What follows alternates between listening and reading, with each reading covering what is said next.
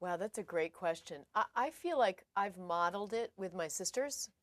And I think that's maybe part of it is they watch how I was working on something I was writing on my laptop, and it was kind of a letter to my kids kind of thing. I don't know where I'm going with it, but it was basically saying to them, I know you see me when I'm reminding you to do this and to drink your milk, but are you watching me when I'm doing crazy things like dancing in the kitchen with my sisters? Are you watching somewhere in the back of your mind? I'm hoping that my girls are watching this and understanding that there's always this cherishable moment, no matter how old you are, that there's that free girlfriendy part of us that is so important to tap into who we are.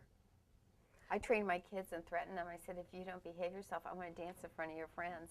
Well, you need to read the chapter on my daughter where I dance publicly, and she's, Mom! I remember that, yeah. Mortified.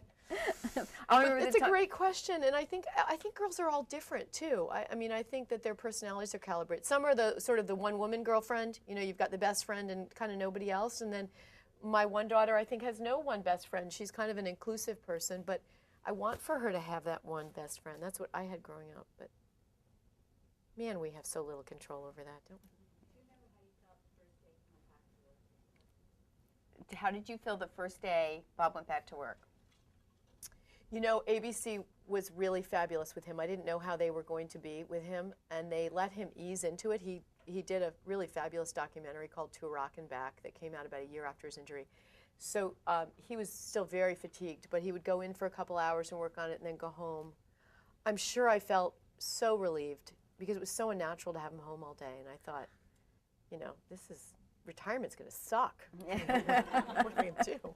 My sister, her husband's a general, and he's just retired. She said, you have to work. You are not going to show up here with 2 tablespoons and say, let's go build a swimming pool. You know?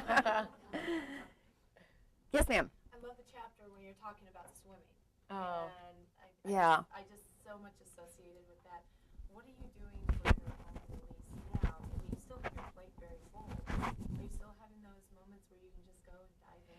I wish I was better at swimming. That really changed with Bob's injury. I used to get up every morning, and there's a lot of mornings I just let myself roll over. I don't know how much of that's hormones and how much of that was that fulcrum moment of not, you know, checking everything off on my list.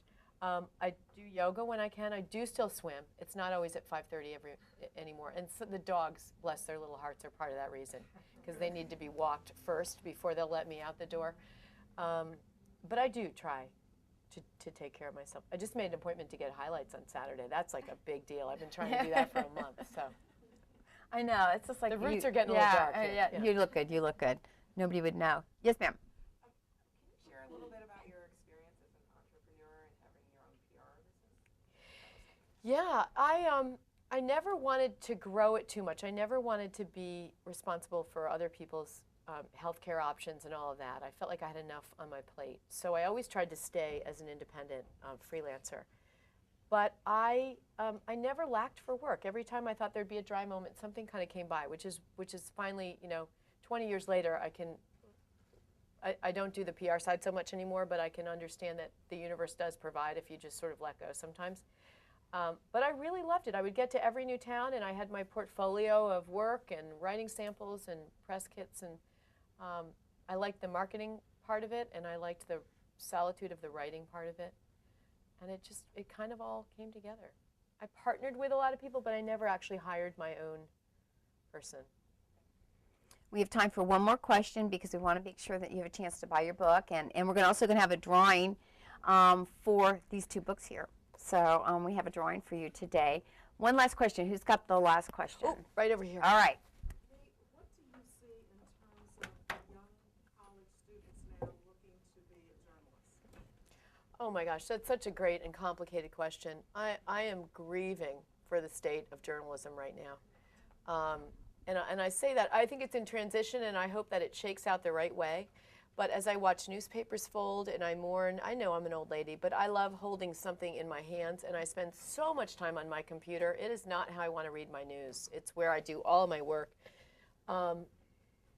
My concern is that the big old traditional media that everybody is so happy to slam, they were really the people who had the budgets and the ethics to fact check to have enough people in the field to really be gathering the information firsthand. I worry that my children are going to think that Jon Stewart is news and that bloggers are journalists. And that's my real concern with the news today. You know, as the wife of a journalist, if one more person talks about the liberal media, sure, you know, now we've got Fox and we've got MSNBC with viewpoints. But if you really look, I think, at the old traditional old line news, they tried damn hard to be objective and at least present both sides. If you can feel some bias in there, okay, we know what people are human. But I worry that we're losing all of that as jobs get cut. And ABC is going through a hideous period right now. It is not a happy place to walk in the door. They have to cut $200 million out of their news operation. There are no more foreign bureaus. So what happens to Somalia, let's say tribe-on-tribe war? Do we even get to know about it? Do we care? Does it hit our radar? We have so much less international news than we did 20 years ago. We don't care as Americans. We don't care. For the most part. That's what polls show. That's frightening to me. That wasn't really a happy way to end with it. No. Optimistically, I think this will all end up, I hope, someplace okay. Because I think there are a lot more opportunities for young kids to be writers. It's a lot more democratic. You don't have to start as a typist and work your way up like Anna Quinlan did in the old days. But are there good opportunities happening too? I mean, there absolutely are. My answer was, I think, more about the larger state of the media, probably not so much to your question about individuals. I think the opportunities are still there. I think we have to make sure that the content remains right. germane. I agree with you. But what's happening with the shift now is like organizations like ours are actually filming TV shows. I mean, and having these compelling, that's fantastic. Compelling interviews. So I think that that's part of the genre. Yeah. But how do you blend it? How do you take that in common and still have great, compelling? It's going to be fascinating where we go, and I don't know where this is going to shift or end up. It's going to be fascinating. Lee, I cannot thank you enough. This has been a fabulous, fabulous interview. We have a small gift to say thank you. Thank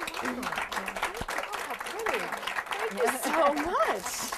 This is Lori, our executive director. And just a couple of housekeeping things. Here one, she we're going to draw.